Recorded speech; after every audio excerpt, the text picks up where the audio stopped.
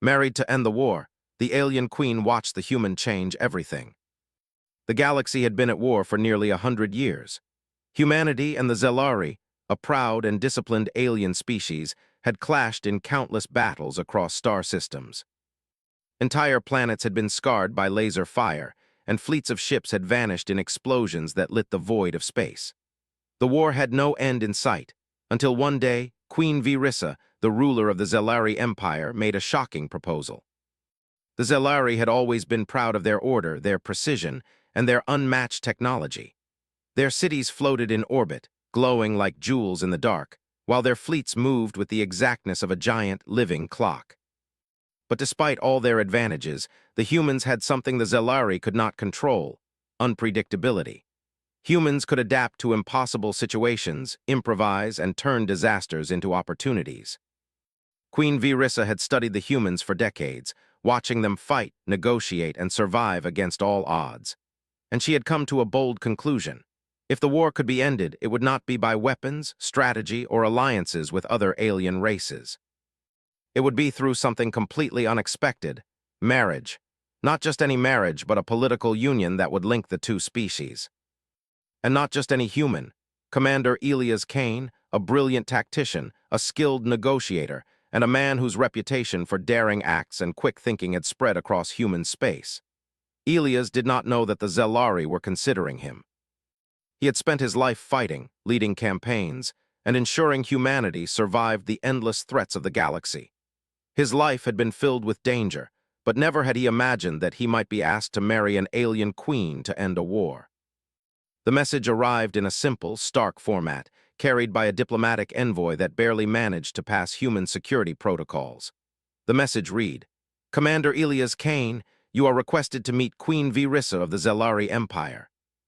Your presence is required for discussions that may determine the fate of your species." Elias had stared at the message for several minutes. At first, he thought it was a trap. The Zelari had sent envoys before, always with threats, demands, or ultimatums. But this was different. A diplomatic meeting and marriage. His instincts told him to prepare for anything. By the next day, he was aboard the Celestia, a human cruiser equipped for long-range travel and diplomacy. As the ship jumped into Zelari space, Elias could see the alien world spreading out like sparkling gems, each planet radiating faint light in shades humans could not name. His mind raced with questions. Would the Queen even meet him? Could he trust the Zelari at all? And most importantly, what did marriage have to do with ending a war that had lasted a century? The answer would soon become clear. When the Celestia arrived at the Zelari capital, a massive space station shaped like a spiraling star, it was unlike anything Elias had ever seen. The station was alive with movement. Ships glided silently along invisible paths, and bridges of light connected the different sections of the city, creating a floating web of luminescent energy. The humans who had come with Elias were awestruck, but Elias' attention was fixed on a single question. Where was the Queen? Queen Virissa appeared at the center of the Grand Hall, where the delegation would meet her. She was taller than most humans, with a graceful posture that spoke of control and authority. Her skin shimmered faintly, a natural glow that hinted at the Zelari's unique physiology. Her eyes were large and black, reflecting the light of the hall like twin voids that could see everything at once. She wore ceremonial robes of deep silver and violet, threaded with lines of glowing energy that traced intricate patterns across her body. Every movement she made was precise, measured, and deliberate. Elias could feel the weight of her gaze as he stepped forward, escorted by his human aides. Despite the intimidating presence, there was no hostility in her expression, only curiosity. "Commander Kane," Queen Virissa said, her voice calm but resonant, "you have been brought here because of what your species represents: unpredictability. Humanity does not follow the rules, yet it survives. Humanity does not always plan, yet it triumphs. This is rare in the galaxy." Elias swallowed, trying to mask the rising tension. "I assume you did not summon me here simply to praise humans, Your Majesty." She inclined her head slightly. "Correct. I propose an alliance. One that may bring an end to the war that has consumed us for decades. I propose marriage." Elias blinked. The word hung in the air, strange and heavy. He had expected negotiation, strategy, or even threats, but not this. Marriage. "You want me to marry you?" he asked carefully, aware that any wrong word could be taken as insult. Yes, she said simply. A union between us would symbolize a bond between our species. It would create a foundation for peace. And I believe that your human perspective, your unpredictability, could guide my people in ways that my advisors cannot. Elias ran a hand over his face, his mind racing. He had fought wars, seen countless worlds destroyed, and led soldiers into impossible situations. But diplomacy on this scale, a personal union to end a war, that was a new kind of battlefield. And if I refuse, he asked, keeping his tone neutral. Queen Virissa's gaze did not waver. Refusal may extend the war. My generals are not patient. My people are weary. Time is running out, but I do not force you. This must be a choice. It was an offer that carried no small amount of danger. Refuse and humanity could lose an opportunity for peace, or even provoke a renewed wave of Zelari attacks. Accept and he would become part of an alien world, entwined with a queen whose culture and expectations were unlike anything he had known. Elias studied her carefully. He had met many leaders in his life, some inspiring, some ruthless, but Queen Virissa was different. She was neither warm nor cruel. She was a force of nature, precise and intelligent. He sensed that she was testing him, evaluating not just his response, but the way he thought, the way he adapted under pressure. Finally, he spoke. I will consider your proposal. But you must understand, this is not just about me. I need the trust of my people before any union can be agreed upon. The queen inclined her head. I expected nothing less. You will be provided with quarters and time to understand our world. My advisors and I will answer your questions, Commander Kane, and I warn you, you will find Zelari society unlike anything you have known. Elias spent the next several days exploring the station. He saw cities that floated above glowing energy fields, markets where aliens of every shape and size traded goods and ideas, and halls where strategies for conquest were discussed with a calm that humans could not easily comprehend. Everywhere he went, he felt the tension between admiration and fear, admiration for the brilliance of the Zelari, fear for the unfamiliarity of their ways. Queen Virissa observed him during this time. She noted the way he approached problems with creativity, how he asked questions that her advisors would not have considered, and how he could remain calm in situations that would have thrown others into panic. There was a spark in humans, she realized, a spark that was dangerous, yes, but also powerful. On the 5th day, she called him to a private garden within the station. It was a rare place of quiet beauty with glowing plants and a gentle artificial waterfall. The air was filled with scents that reminded Elias of Earth, yet were subtly alien. Commander Kane, she said, watching him carefully, I observe that your mind works differently than any Zelari I have known. You see possibilities where we see limits. You act where we hesitate. This is why your species has survived despite the odds. Elias looked around the garden, then back at her. And you want me to use that to help you lead your people? I want more than that, she said, a slight inflection of curiosity in her voice. I want my people to see that there is a way beyond war, and I believe you may show them that path. Elias took a deep breath. He understood the stakes now. This was not just about marriage. This was about leadership, trust, and a chance to end a war that had cost countless lives. And despite the danger, despite the uncertainty, he felt a flicker of hope. Perhaps humans, his species, his instincts, could indeed change the course of the galaxy. Queen Virissa extended a hand. Consider this carefully, Commander Kane. Your answer will shape not only your future, but the future of countless worlds. Elias hesitated, then took her hand firmly. He did not yet know what the future would bring, but he knew one thing. Whatever he chose, it would change everything. As he left the garden, he looked out over the luminous city, wondering what it would be like to walk the fine line between two civilizations, between war and peace, between human chaos and Zelari order. And deep inside, he realized that this journey, this dangerous, uncertain path, might be the most important mission of his life. The war was still raging, but for the first time in decades, a single human and a single alien queen held the key to ending it. And the galaxy, for better or worse, would never be the same. The days after Elias Kane arrived at the Zelari capital were unlike any he had ever experienced. The station hummed with a strange rhythm, a pulse of light and energy that seemed alive, as if the very place watched and responded to those within it.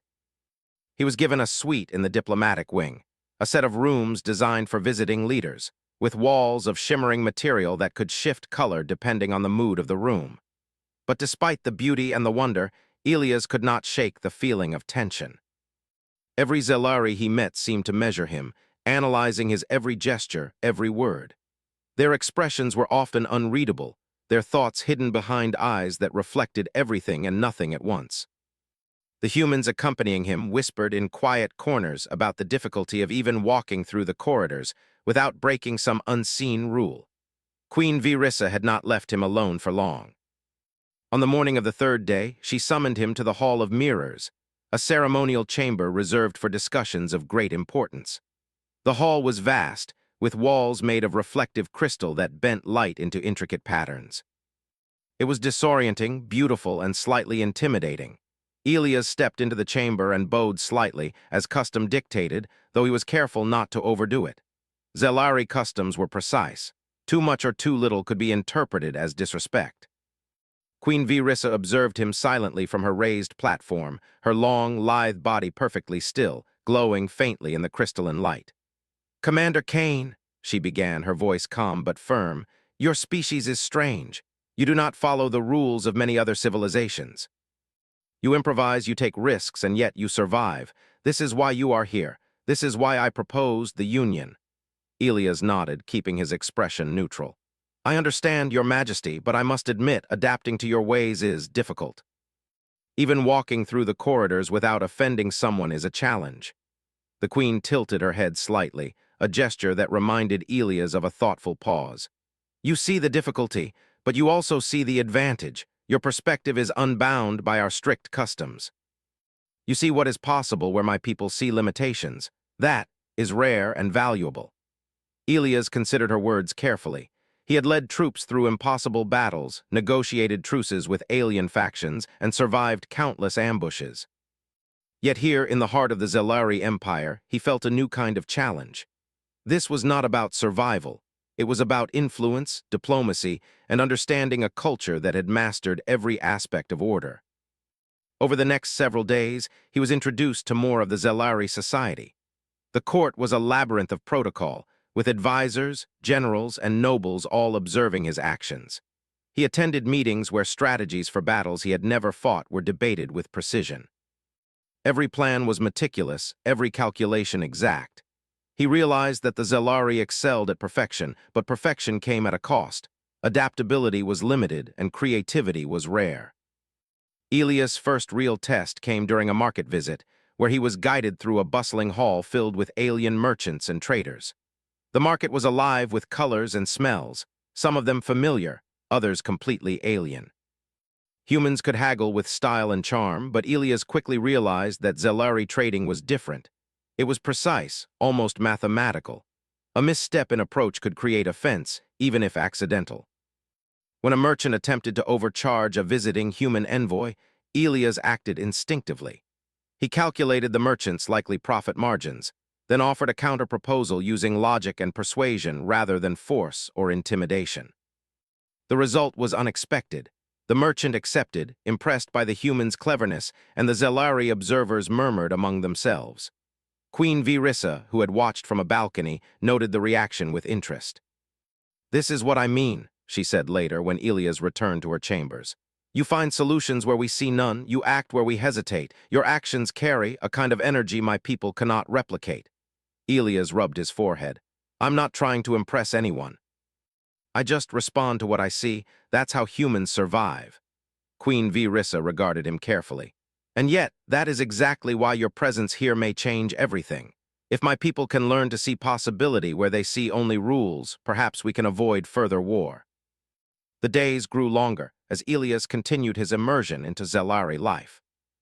He attended ceremonial feasts where silence was as important as speech, studied battle simulations that relied on absolute precision, and observed diplomatic meetings where even the slightest hesitation could be interpreted as weakness.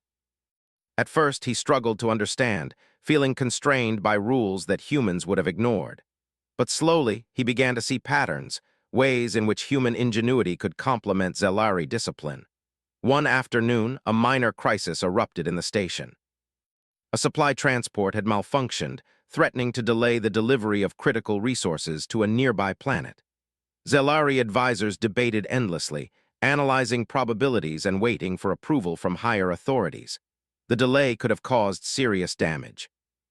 Elias, observing quietly, spoke up.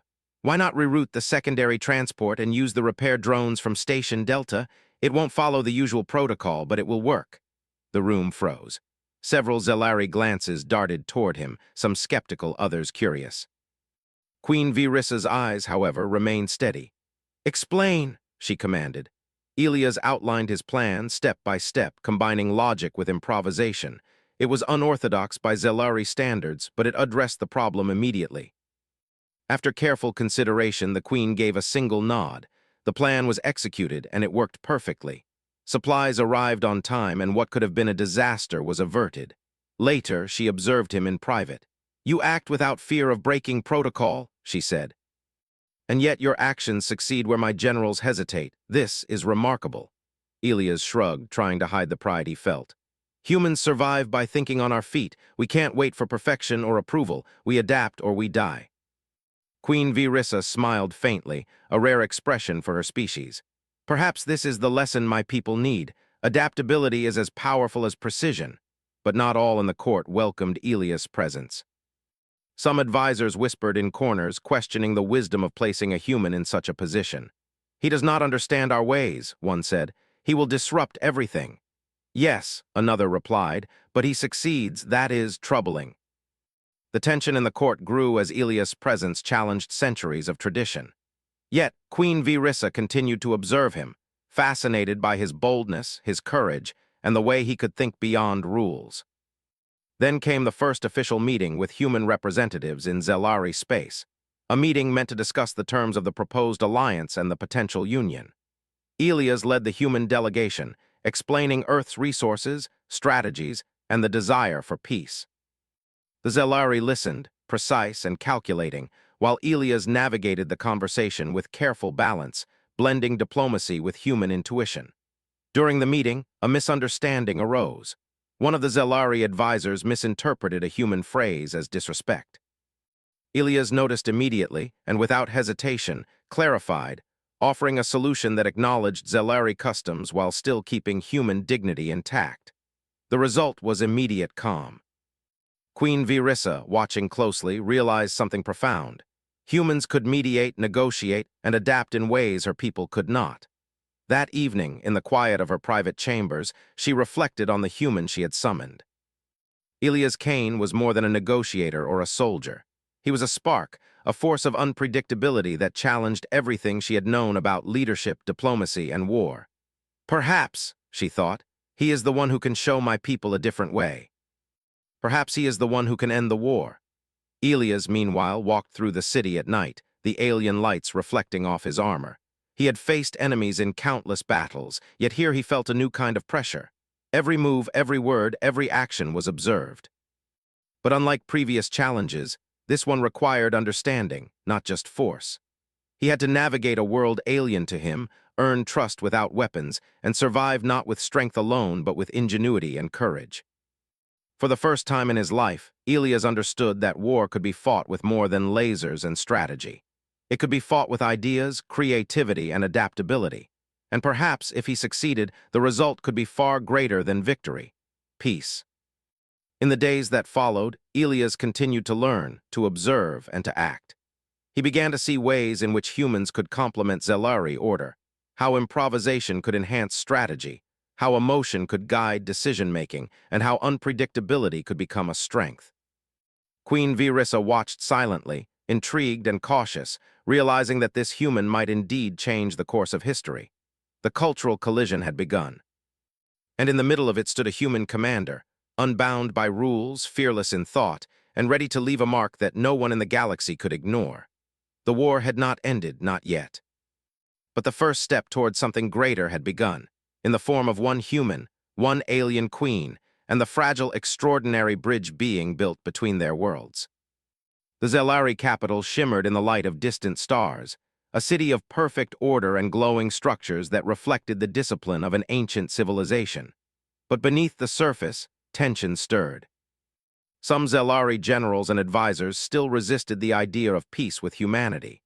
They feared that a human influence, especially one as unpredictable as Commander Elias Kane, would disrupt the balance they had maintained for centuries, and they were willing to act. Elias had been learning quickly. Every day he observed the routines of the court, the hierarchy of command, and the way the Zelari thought. He began to notice subtle signs, slight hesitations among certain advisors, coded messages whispered in corridors, and unusual requests in supply logs. He was not sure what it meant yet, but something felt wrong. The warning came quietly. One evening, while Elias studied the fleet operations on the bridge of the Celestia, an older Zelari officer approached him with a concerned expression. "Commander Kane," the officer said in low tones, "there are unusual anomalies in the supply chain. Certain fleets are missing recalibration orders, and some ships scheduled for deployment have disappeared from the manifest." Elias' brow furrowed. "Disappeared? Are you saying ships are missing entirely?" The officer nodded gravely. "Yes. And the protocols have been deliberately altered. Someone inside the Empire is sabotaging the fleet." Elias felt a spark of determination. He had faced impossible odds in battle before, but sabotage within an ally's command structure was something new. It was clever, dangerous, and invisible to most. But humans had a skill the Zelari often underestimated: improvisation. "I need access to all fleet manifests, communications, and repair logs," Elias said. "We're going to find who did this." The officer hesitated. "It will take time to gather, and some of my colleagues may resist." Elias smiled faintly. "Good. If it were easy, it wouldn't be interesting." By dawn, Elias began his investigation. He moved through the command centers, studying data streams, observing ship movements, and comparing schedules. The sabotage was subtle. Ships rerouted without proper authorizations, supply drones delayed, and maintenance records falsified. Whoever had done this knew Zelari systems intimately, but they had overlooked one thing: humans think differently. Where the saboteur expected blind adherence to routine, Elias saw patterns. He noticed a timing inconsistency in fleet launches. Every third deployment was slightly misaligned, causing minor delays. He traced these deviations back to a single group of Zelari engineers and advisors who had unusually high access privileges. Queen Virissa, observing him from her chambers via holographic feed, remained calm but intensely curious. She had never seen a human analyze data like this, connecting threads that seemed invisible to even her most trusted generals. "You are thorough," she said when they spoke privately. "I see why I brought you here, but these are my people, Commander. Confronting them will be delicate." Elias nodded. "Delicate doesn't mean impossible. We prevent disaster before it starts, not after." The investigation led Elias to a hidden communication channel used by the saboteurs to coordinate their attacks.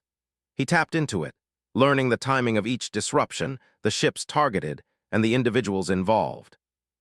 The more he discovered, the more he realized the scale of the conspiracy. The saboteurs intended to create a disaster so severe that the Queen would be forced to reject any human influence entirely, reigniting war.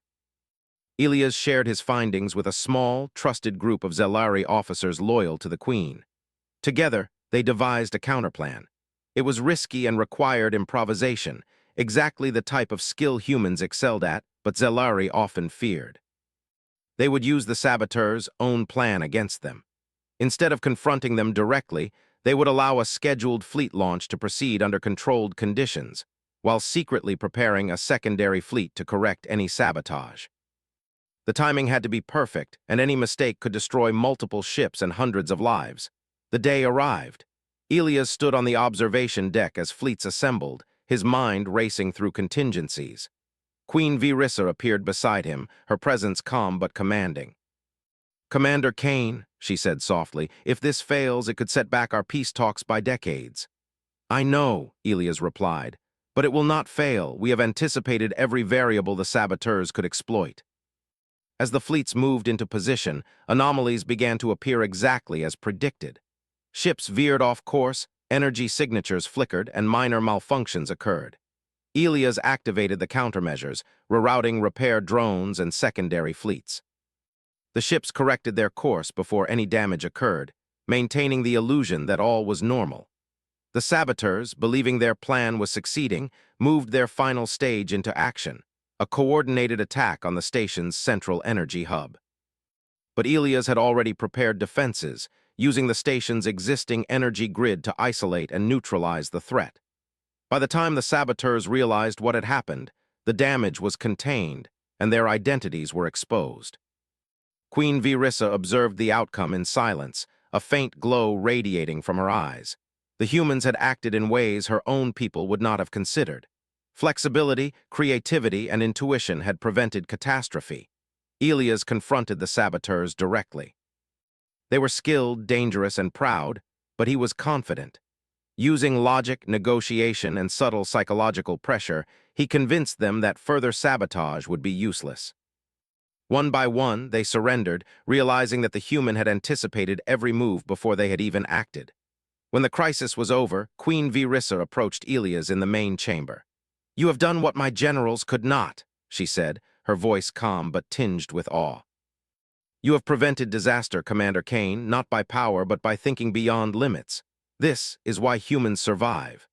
Elias, tired but focused, replied, "We survive because we adapt. We see opportunities in chaos where others see only danger." The Queen smiled faintly, a rare expression for her species. "And now your people may see that they are not the only ones capable of greatness. Perhaps, together, we can achieve what neither species could alone."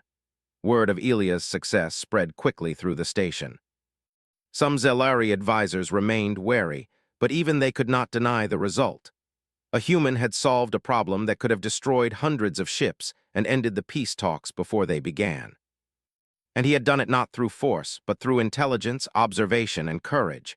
For Elias, the victory was both exhilarating and sobering.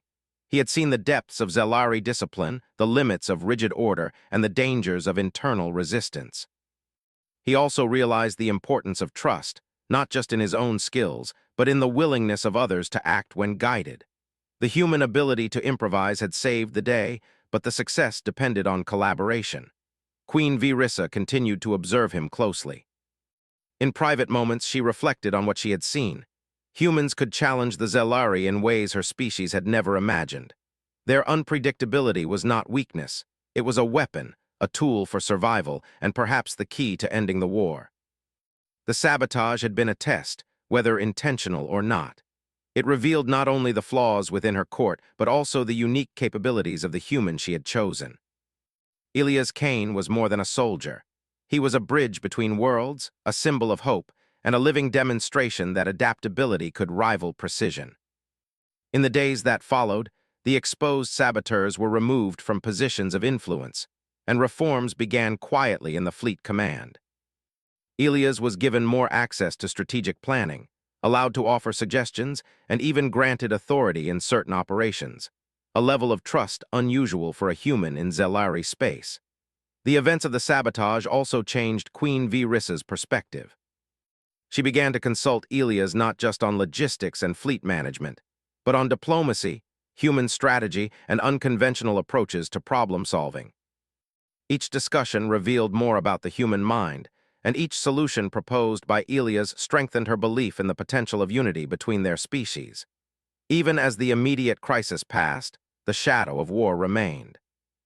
The human influence on Zelari strategy had already begun to ripple through the empire, unsettling some, inspiring others, and attracting attention from distant sectors of the galaxy. For Elias, this was only the beginning.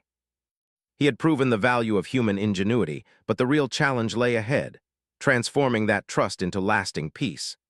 The night after the sabotage was resolved, Elias walked through the observation deck, looking out at the fleets now restored to full strength. Queen Virissa joined him silently, watching the stars shimmer against the horizon of distant planets. "You handled that well," she said softly. "Your species does remarkable things when faced with impossibility." Elias smiled faintly. "We survive because we refuse to be defeated, even when the odds are against us. And sometimes, we find a way to succeed when no one else can." Queen Virissa's gaze softened, a subtle recognition of admiration forming in her eyes. "And this is why I believe in our alliance, Commander Kane. Not because of duty, not because of tradition, but because of what you bring to the table.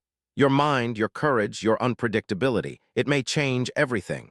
Elias nodded. Then let's make sure it does. For the first time, the possibility of peace felt real. The sabotage had tested them, challenged them, and revealed weaknesses, but it had also shown the strength of collaboration. The human had not just survived. He had changed the course of events, proving that intelligence, courage, and adaptability could triumph where force alone could not. The galaxy had not yet found peace, but one human and one alien queen were already shaping the path toward it. And in that quiet moment, both knew that the war would never be fought the same way again. The day of the Union had finally arrived. The neutral space station, located between human and Zelari territories, gleamed under the light of a distant star. Ships from both civilizations orbited gracefully, a display of power, precision, and diplomacy. The wedding was not merely a ceremony. It was a symbol, a promise that the war could end, and that two species could work together in harmony. Commander Elias Kane had spent the morning preparing, not only in appearance but in mind. Unlike battlefields, this challenge required understanding, patience, and the subtle skills of diplomacy. He wore a ceremonial suit of human design, reinforced with light armor, its colors carefully chosen to represent hope, courage, and unity. Queen Virissa arrived in a flowing gown that shimmered with shifting patterns of light, her presence commanding attention without a single word. The gown's design reflected centuries of Zelari tradition, yet there was a hint of openness, a subtle adaptation to human aesthetics, introduced at Elia's suggestion.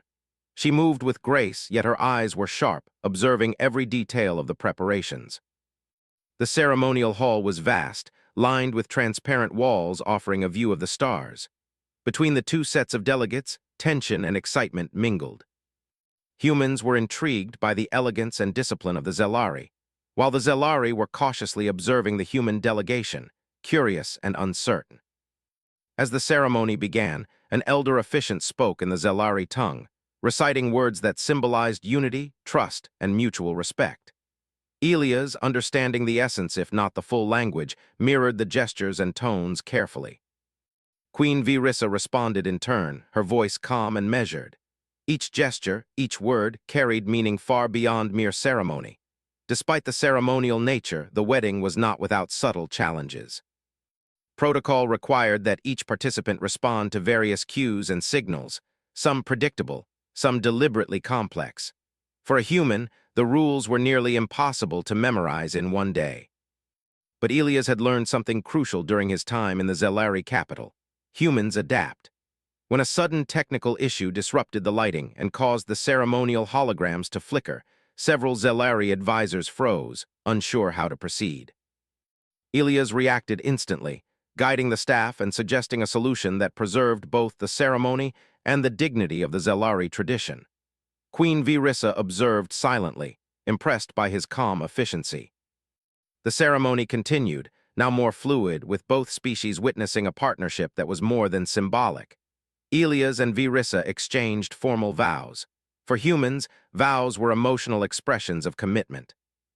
For Zelari, they were solemn declarations of responsibility and logic. The blending of the two traditions created a ceremony that felt alive, dynamic, and profound. After the formal vows, the officiant announced a unique tradition, one that would require cooperation and trust. Both leaders were to work together to activate the Unity Array, a system symbolizing the combined strengths of human ingenuity and Zelari precision. The array controlled the station's central energy flow, a visual representation of collaboration. Only coordinated effort between the human and the queen could make the system light up fully. Elias and Virissa approached the console. He studied the controls quickly, noting how the Zelari designed them for precision, expecting exact input and order. He then looked to the queen, who nodded in understanding. Together, they began the process.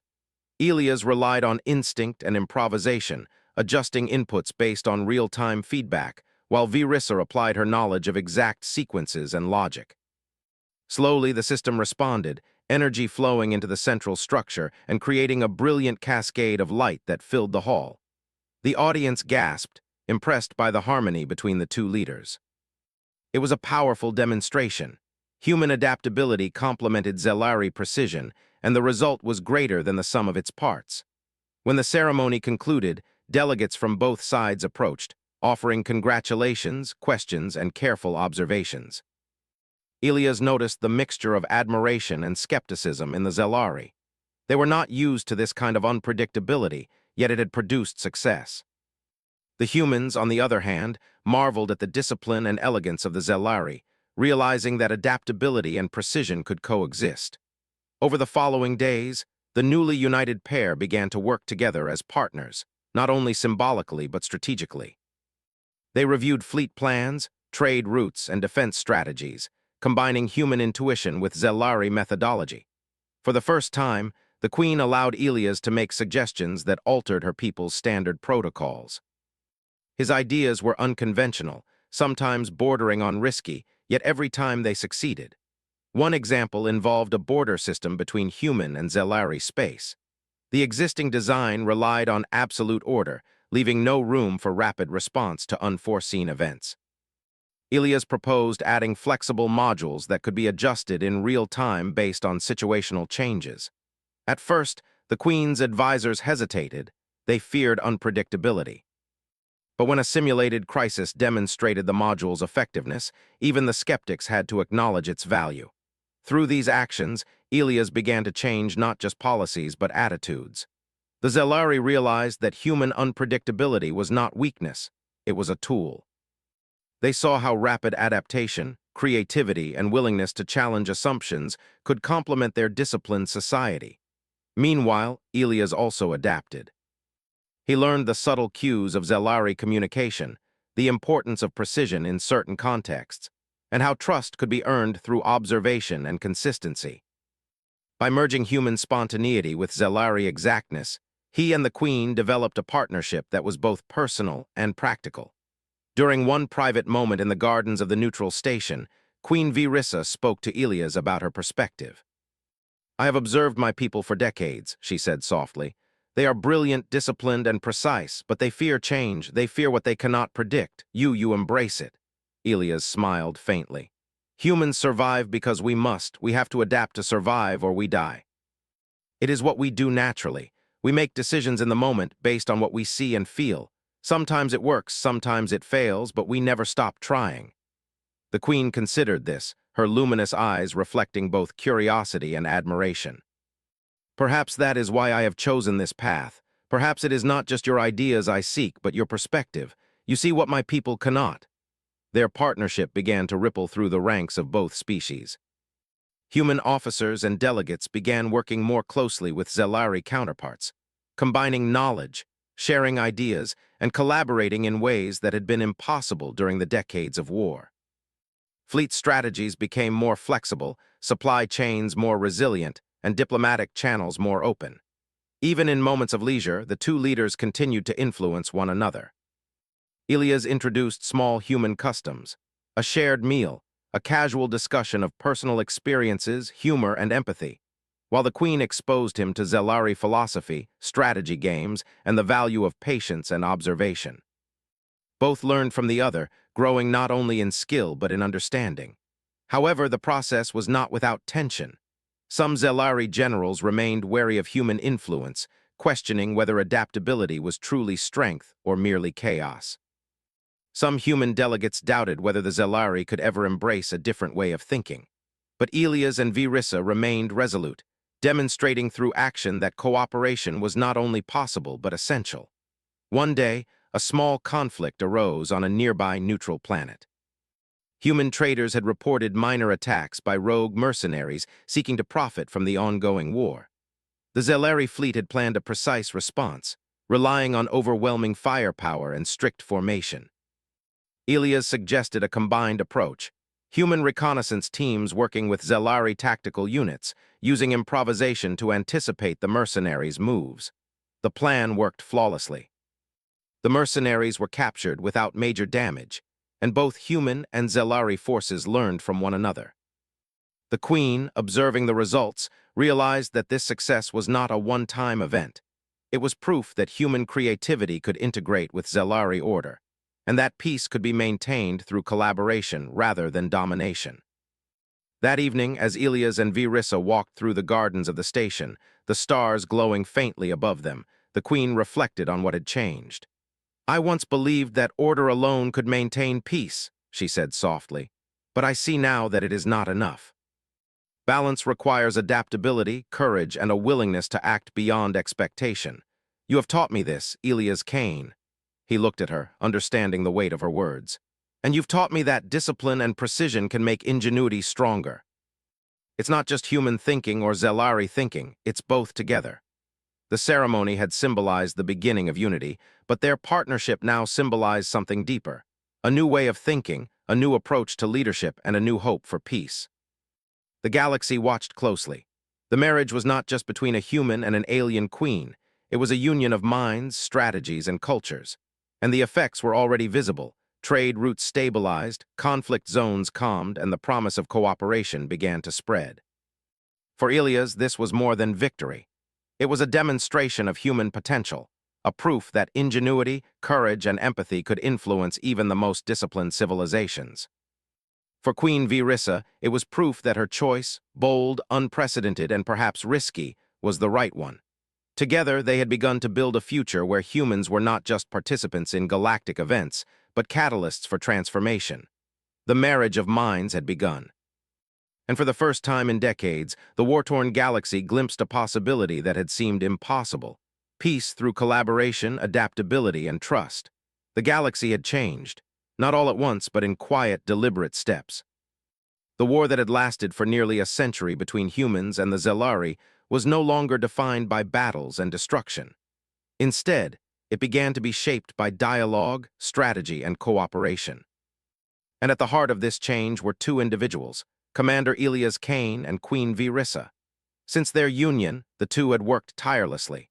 They had established councils where humans and Zelari collaborated, combining human ingenuity with Zelari precision. They had introduced new strategies for fleet management, resource distribution, and diplomacy. Where the Zelari once relied solely on rigid order, now flexibility was woven into their systems. And where humans once struggled to navigate alien bureaucracy, now their adaptability was appreciated and utilized. Elias walked through the observation deck of the neutral station, looking down at the fleets preparing for a joint mission. Ships of both species moved in coordination, a dance of technology and strategy that would have been impossible a year ago. He felt a sense of pride, but also responsibility. The trust of two species rested on his decisions. Queen Virissa joined him quietly, her presence steady and commanding as always. She observed the fleets, then turned to Elias. "I have watched the results of our work, Commander Kane," she said softly. "The humans have taught my people a new way to act. Your influence has changed more than I expected." Elias smiled. "It's not just me, it's the collaboration. When both sides work together, the impossible becomes possible. Humans can't do it alone, and neither can the Zelari." She nodded. "Yet it is your human perspective that challenges our traditions, showing that sometimes chaos can create opportunity, and that adaptability is a strength, not a flaw." The first test of their new system came sooner than expected. A nearby star system, long caught between human and Zelari territories, was threatened by an unexpected meteor storm. The planetary defenses of the system were insufficient to protect the inhabitants, both human and Zelari alike. The Queen called for a joint mission, entrusting Elias to coordinate it. Elias immediately assembled a team of human engineers and Zelari tacticians. Using human improvisation, they designed temporary shields that could be deployed quickly around the planets, while the Zelari applied precise calculations to stabilize the energy fields. It was a delicate operation. One miscalculation could destroy the shields, or worse, the planets they protected. As the team worked, Elias noticed the way the Zelari adapted. At first, they hesitated, reluctant to abandon traditional procedures. But under his guidance, they began to embrace improvisation, suggesting new approaches and quickly correcting mistakes. What could have been a disaster became a success. The planets were shielded just as the meteor storm reached their systems, and the inhabitants were unharmed. Queen Virissa observed the operation remotely, a faint glow in her eyes. She understood now more than ever that Elias' presence was not symbolic. His ideas, his courage, and his adaptability were changing her people. "This is why I trusted him," she murmured to herself. "This is why I believed in humans." News of the mission's success spread quickly throughout both civilizations. For the first time, humans and Zelari saw tangible proof that collaboration could save lives in ways that war never could. The perception of humans began to shift in Zelari society. They were no longer unpredictable outsiders. They were partners, capable of influencing strategy, leadership, and even diplomacy. Elias and Virissa began traveling together across territories that had once been contested. They visited planets recovering from war, overseeing reconstruction projects that combined human innovation with Zelari technology. Cities rebuilt faster than ever, with designs that incorporated adaptability, sustainability, and resilience. Humans suggested novel energy sources, agricultural methods, and infrastructure improvements. Zelari applied precision and efficiency to these ideas, creating results neither species could achieve alone. In one city, a young Zelari engineer approached Elias with a question. "Commander Kane," he said hesitantly, "how did you know to suggest the energy shields during the meteor storm? We would never have thought of it in time." Elias smiled. "We humans survive by looking at problems from different angles. Sometimes you have to act before you have all the information. Trust your instincts, but also learn from others. That's how you adapt." The engineer nodded thoughtfully, absorbing the lesson. This was the essence of the change sweeping the galaxy. Humans were not just fighters. They were teachers, innovators, and catalysts. Even as peace began to take hold, challenges remained. Some Zelari generals continued to resist change, questioning the wisdom of integrating human methods into strategy and governance. Some humans still doubted whether the Zelari could fully embrace cooperation. Yet the successes of Elias and Virissa created momentum that could not be ignored. One victory led to another, and each success weakened the old prejudices. Queen Virissa's leadership also evolved. She remained a commanding figure, but now she consulted with Elias regularly, valuing his input not as a subordinate but as an equal partner. She learned to balance discipline with flexibility, order with innovation. Together, they demonstrated that unity did not mean conformity. It meant combining strengths to overcome weaknesses. During a quiet evening on the observation deck, Elias and Virissa reflected on how far they had come. "I never imagined marriage could be like this," Elias said, leaning against the railing as he watched the fleets move below. Virissa's eyes glowed softly. "It is more than marriage, it is partnership. Together we can guide our people toward peace not just through words but through action. You have shown me what humans can do, and perhaps you have shown my people as well." Elias nodded. "It's not just me, it's both of us, and it's everyone willing to try something new. The galaxy can change if we work together, and it doesn't take centuries to do it. It takes courage, trust, and a willingness to adapt." Their work soon attracted attention from other civilizations. Neighboring species, long observing the human-Zelari conflict, began sending envoys to study the alliance. They saw that war was not inevitable, that cooperation could create results that violence never could. Some species were skeptical, some hopeful, but all were intrigued. The alliance of humans and Zelari had become a symbol of possibility, a model for how differences could be strengths rather than obstacles. One day, during a council meeting, a young human diplomat asked the Queen, "Your Majesty, how did you know a human could help achieve what you could not accomplish in decades?" Virissa looked toward Elias, then back to the council. "I did not know at first. But I observed, I listened, and I trusted. Sometimes the answer comes not from tradition, but from courage, creativity, and perspective that is different from your own. Humans possess these qualities, and now I know their true value." Elias smiled quietly. He had faced countless enemies, fought battles across the galaxy, and led men into impossible situations. Yet this, the ability to change an entire civilization, to prevent war, and to inspire collaboration, was perhaps the most important mission of his life. As the weeks turned into months, peace began to take a firmer hold. Trade routes reopened, communication networks expanded, and joint human-Zelari programs addressed previously neglected problems such as famine, planetary reconstruction, and resource management. The results were tangible. Planets that had once been war zones flourished under the combined guidance of humans and Zelari. The Queen continued to watch, often in private reflection. She understood that the galaxy had changed not because of weapons, not because of force, but because of one human who dared to think differently. Elias Kane had brought more than courage to the Zelari Empire. He had brought hope, flexibility, and the reminder that adaptability could be as powerful as any fleet. One quiet evening, she approached him in the station's garden. "Elias Kane," she said softly, "look at what we have begun. Do you see it?" He followed her gaze across the gardens, the flowing streams, and the luminous plants that now thrived under the care of both human and Zelari gardeners. Beyond them, the fleets glimmered like jewels against the backdrop of stars. "I see it," he said. "It's just the beginning, though. There's still work to do." Virissa smiled faintly, a rare warmth in her eyes. "Perhaps, but look at how far we have come. You have shown my people, and me, that one human can change the course of history. That change is not just possible, it is happening." The words carried weight, not because of ceremony or tradition, but because of truth.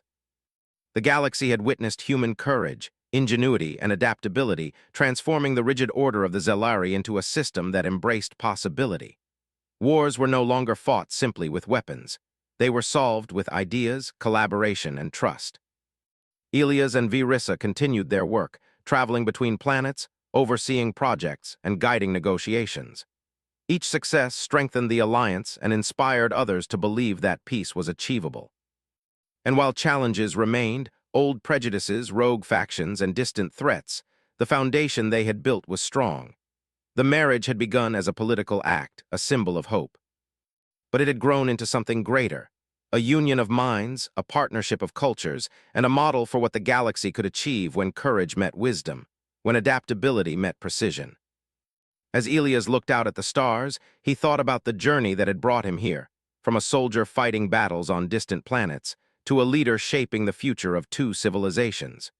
Humans were often underestimated, dismissed as unpredictable or reckless. Yet it was precisely these qualities, adaptability, courage, and ingenuity, that had changed everything. Queen Virissa joined him silently, placing her hand lightly on his. Together, they gazed at the stars, knowing that the war was ending, that peace was possible, and that the human spirit had played a central role in shaping a new future. The dawn of peace had arrived, not with fireworks or proclamations, but with quiet, steady change.